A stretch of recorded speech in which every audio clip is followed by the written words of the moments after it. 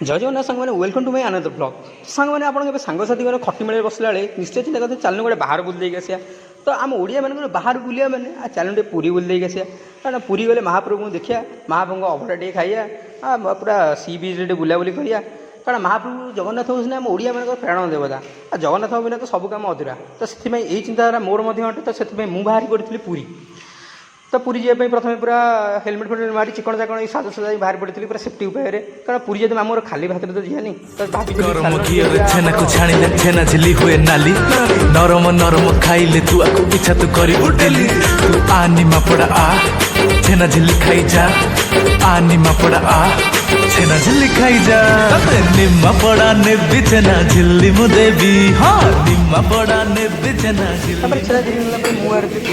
तो देखिए आम पुरी गल जो भाया खरा होता पूरा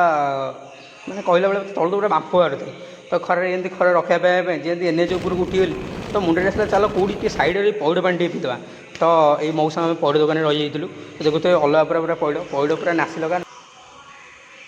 तापर मौसी आम पौड़टा पूरा चंचा चंची कर आम हाथ को बढ़ाई देते पौड़ गोटे पाइपटे गली देते तो जहाँ मैंने पौड़ पानी पी पार तो जमी खरा पाग था जमी पौड़ा हाथ को आसला तो मन को पूरा शांति आसला हारी तापर पौड़ पानी पूरा पीती पौड़ पानी पूरा चंपिया मार पौड़ पानी होता खरा जो भाई हूँ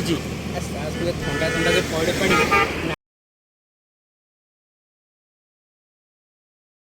गोटे मुंडा पौड़ पानी जी लस हो टेकी टाकी पूरा तल उपर सब जगह पानी मुझे चांची पी दी मौसा बढ़े देती पौड़टाକୁ फाड़ी देखे नाड़ीटा काढ़ा लगे तो देखो मौसा पूरा पौड़ को दी फाड़ करदे दी फाड़ मैंने पूरा 50-50 पूरा एत आक्यूरेसी तो आमर को रेसीओ भी नथिबो तो से बाहर परत काढ़ी बाहर मतलब कुछ भी पौड़ पी सारा यहीटा जो फोपाड़ी देव तो न जापर पौड़टा को तो से लस जो बुझे नहीं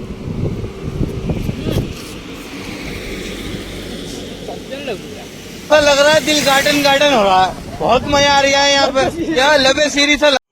तो पाखे थे जेड प्लस सिक्यूरीटी भी मुझे पौड़ पकई देती एनएच उपर जाऊ मुझे पहुँच गली आम कादुआ छकरे जो जाओ फेमस साई भाई तंदूरी चा तो केबे ट्राए कर तंदूरी चा ट्राए कर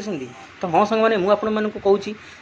कादुआ छकटे साई भाई तंदूरी चा स्टल विषय तो प्रथम आम साई भाई तंदूरी चा स्टल निकट में पहुँचीगली तो पहुँचा मात्रे साई भाई देखिली जे पूरा निज हाथ में चा टी रेडी कर पूरा आप देखुं यहाँ गोटे पितल पात्र कि तले थुआई जो पितल बड़ टपटे टप मैंने गोटे बड़ हंडा जो थी पूरा फुल चा था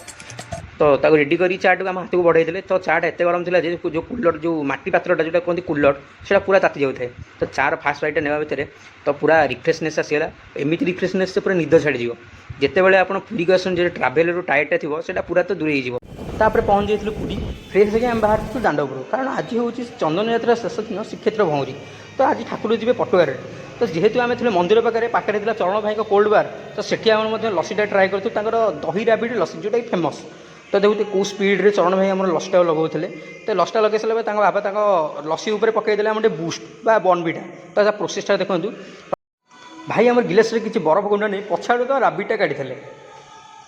सॉरी राबिड़ मैंने जो सर राबिटा को से सर राबिटा को आनी टेबिल उपर थोईकी पूरा पूरी चामुच पर तो घाटी देले अलग पर घंटाटा सैड्रु किसी पानी आनी तार मिसेले जोटा पूरा लेबुल रहा ग्लास सागर लसीटार तो राबि लसटा प्रस्तुत कर उपायटा था जमी से गोटे कौन सिक्रेट अतरटे मिसई तो सिक्रेट अतर सिक्रेटा हूँ तो सिक्रेटा क्या कुआ हुए तापर फेंटा फेंटी कर आम हाथ से ग्लासटा बढ़ाई देते और ग्लास पूरा लसटा पीते पूरा चंपेन मार्क लगी तापर आम बाहर पड़ू पटुआ देखापी देखुते अनेक प्रकार मेढ़ आसुए श्रीमंदिर पटू मेढ़ सागर अनेक दुर्गा मेढ़ काली मेढ़ मंगलांग मेढ़ और अनेक साही जगह मानकर भी अनेक अनेक मेढ़ आसुए मेढ़ बोली तो देखने पूरा आखि झलक जाऊँ मेढ़ पछरे अनेक वाद्य जोटा कि आम ओडिशार पारंपरिक वाद्य तो एमती मेढ़ भितर रावण मेढ़ तापर दशावतार मेढ़ और अनेक साही जगह मानकर निशाण निशाण हूँ साही जगह मानकर गोटे प्रतीक और यही उपाय अनेक छोट छोट नृत्यशिल्पी मैंने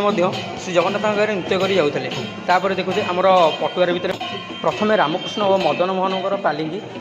जाऊला तो से मदन मोहन पालिंगी पछपथे आसुता श्री जगन्नाथ चलती प्रतिमा मदन मोहन और रामकृष्ण तांको संगे थे श्रीदेवी होती आमर श्री महालक्ष्मी भूदेवी होती जगन्नाथ मंदिर पाठ ठाकुराणी ତ ଏଇ ଉପାୟରେ ତାଙ୍କ ପଛରେ ଥିଲେ ପଞ୍ଚୁ ପାଣ୍ଡବ ବା ପଞ୍ଚସାଗର, ଯାହାକୁ ଆମ ପୁରୀରେ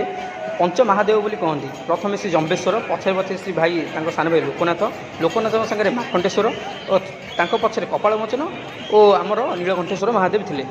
ତ ତାପରେ ଆମେ ମଧ୍ୟ ସେ ଚନ୍ଦନ ପଟରେ ସାମିଲ ହେଇଯାଇଥିଲୁ। ତ ମୋର ମାନେ ଚନ୍ଦନ ଫନ୍ଦନ ମାରି ଯେଉଁ ଥଣ୍ଡା ଲାଗୁଥାଏ, ଠାକୁରଙ୍କ ସାଙ୍ଗେ ପୁରା ଗୀତ ଗୋବିନ୍ଦ ଗାନ କରି ଚନ୍ଦନ ପଟରେ ଚନ୍ଦନ ଗୀତ, ଓ ଚନ୍ଦନ ଗୀତର ମଉଜ ତ ପୁରା ଅଲଗା ପ୍ରକାର ଥିଲା। ଏଇଭଳି ଆମେ ଠାକୁରଙ୍କ ସାଙ୍ଗେ ବାହାରି ପଡ଼ିଥିଲୁ ନରେନ୍ଦ୍ର ପୋଖରୀ ଅଭିମୁଖେ। ତ ନରେନ୍ଦ୍ର ପୋଖରୀରେ ପହଞ୍ଚିଲା ପରେ ଠାକୁରମାନେ ତାଙ୍କର ଚାପ ଖେଳରେ ଲାଗିଗଲେ। ତ ଚାପ ଖେଳ ଆରମ୍ଭ ହୋଇଗଲା। ତ ଦେଖୁଥିବେ ଅନେକ ପ୍ରକାର ବହୁତ ଲୋକ ଥିଲେ ସେଠାକାରେ।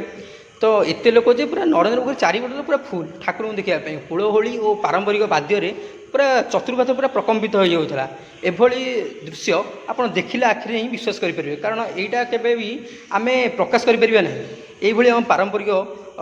ଆମର ଯେଉଁ ପର୍ବପର୍ବାଣୀ ଅଛି ଜଗନ୍ନାଥଙ୍କ 12 ମାସରେ 13 ପର୍ବ, ତା ଦେହରୁ ଏଇଟା ହେଉଛି ଅନ୍ୟତମ। କଥାରେ ଅଛି ଯେ କି ଦୋଳରେ ଦୋଳ ଗୋବିନ୍ଦ, ଚାପରେ ମଧୁସୂଦନ ଓ ରଥରେ ବାମନ ଅବତାରେ ଜଗନ୍ନାଥଙ୍କୁ ଦେଖିଛି, ତାର ପୁନର୍ଜନ୍ମ ନାହିଁ। ଏଇଭଳି ଅନେକ ପ୍ରକାର ଲୋକମାନଙ୍କ ସହିତ ମିଶି ଚନ୍ଦନ ଯାତ୍ରା ଉପଭୋଗ କରିସାରିଲା ପରେ ଆମେ ମନ୍ଦିର ଯାଇଥିଲୁ। ମନ୍ଦିରରୁ ଅଭଡ଼ା ଆଣି, ଯେହେତୁ ମନ୍ଦିର ଭିଡ଼ିଓ କରିବନି, ମନ୍ଦିରରୁ ଅଭଡ଼ା ଆଣି ଘରେ ବସିକି ପୁରା ପ୍ରାପ୍ୟ କରିଥିଲୁ। ଅଭଡ଼ା ଯାଇଥିଲା, ଅଭଡ଼ା ଆଉ ତା ଦେହରେ ପୁରା ଘରେ ଗୋଟେ ମରା ଘିଅ, ପୁରା ଗୁଆ ଘିଅ ଢାଳି ପୁରା ମିଠା ଡାଲି ସାଙ୍ଗେ କାନେକା ଆମେ ପୁରା।